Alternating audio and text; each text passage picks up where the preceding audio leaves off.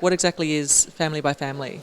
Okay, Family by Family was a program that was developed in response to one of the biggest problems that we face here and a lot of places in the world, and that is growing numbers of children in care in child protection.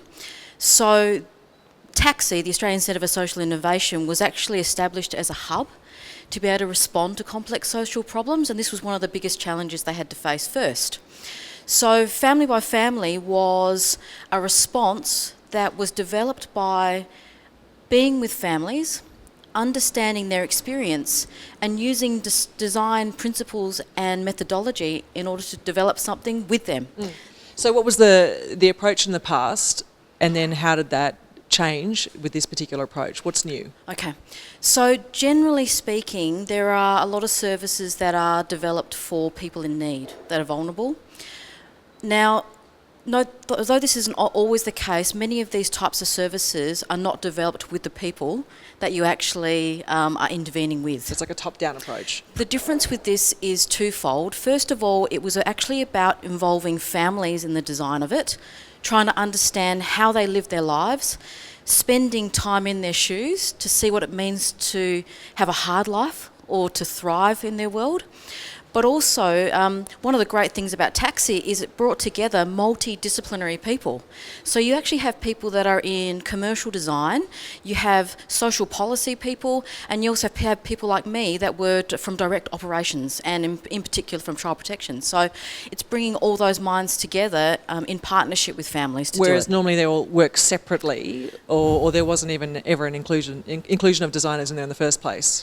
Exactly, and look, I mean, I've been in public sector for most of my career, and I've never had that type of experience before, where you get such different minds together to think about the world differently, and you're doing that with the deepest respect for families. That's amazing. Can I have an example of how that might work with one family? What is the precise process? Sure. Although I can understand it probably changes because that's the idea as well. Yeah, but I can give you an idea of the model. So Yeah. fundamentally, the model is about linking two types of families together.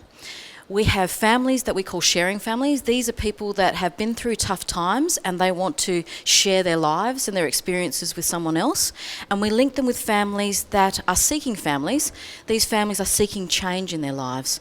And so basically what we have is a professional role called a family coach that actually matches those families together in the community to look at goal change. And so we have this really cool thing called Bubbles, which is a really kind of, easy to understand approach to thinking about goals in your families. And families decide what they are, and then those two families, over a period of time, and I mean the whole family over a period of time, over a number of weeks, actually think about the goal change and work together to achieve those things together first, and then eventually where a family does it on their own. Okay, so again, it's completely peer-to-peer. It's true cooperation, co-design. It is, with a professional, kind of sits in the background and comes in and plays a greater role depending on need or complexity. Why does this work? Why is it a better approach than perhaps what we've seen in the past? I think there are a lot of reasons for that. I think the first thing is that people like to be with people that are like them. And when you have someone that's in front of you that's been through something similar to you, they're able to say something to you and you can go, actually, they actually really understand me. They're not judging me. I think secondly, our families are volunteers. So when they're there, it means the family that's seeking change can actually say, actually, these families aren't just professionals that are going to close off and are separate from me. Actually, these people want to be with me more than choosing other things. They want to be with me. And I think another thing is that in general, particularly where we're thinking about the whole professional and sort of client breakdown, what can happen there, or the separation between that, what can happen there is that yes, you can do a lot of great interventions, and sometimes you absolutely need that, but always there is a boundary that's created. And so part of the way in which we do things is that we actually connect families together. And what we're finding is that over time, those networks do keep connected and grow, and that's very, very different from a lot of other services that do this type of work. Will other services come to this model, do you think, or be dragged kicking and screaming to a new way of thinking? I mean, well, I think there's a couple of different things. First of all, one of the biggest things we would like to do is to change the way systems think about families. So we hope that in a very assertive way we can do that.